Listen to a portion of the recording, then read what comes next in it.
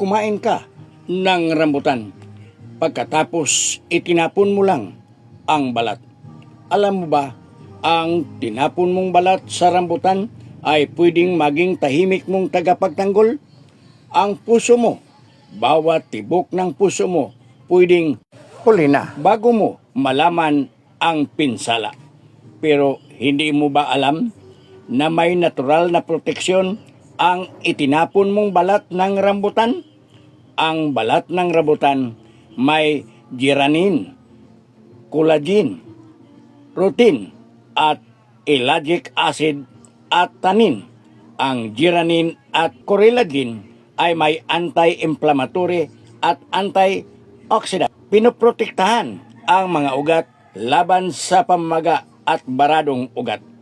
Rutin, patibayin ang blood vessel sa puso mo kaya mas maayos ang sirkulasyon at mas ligtas ang puso mo. Ang ellagic acid tumulong para pababain ang blood cholesterol at pigilan ang damage sa mga cells sa iyong puso. Ang tannin ay parang sugar control dahil ang asukal ay tahimik lang, ngunit ito ay sumisira na sa iyong puso. Ang lahat chemical compound nasa balat ng rambutan, ito ay makatulong sa iyong kalusugan. Sa susunod, kumain ka ng prutas ng rambutan, huwag mong itapon ang balat nito. Patuyuin para magamit mo kung ito ay kailangan mo. At alamin mo kung paano ito gamitin.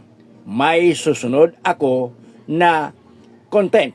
Paano ba gamitin at ano pa ang ibang kagamitan sa balat ng rambutan na akala mo wala ng silbi. But alam ko, dahil ako'y herbalist.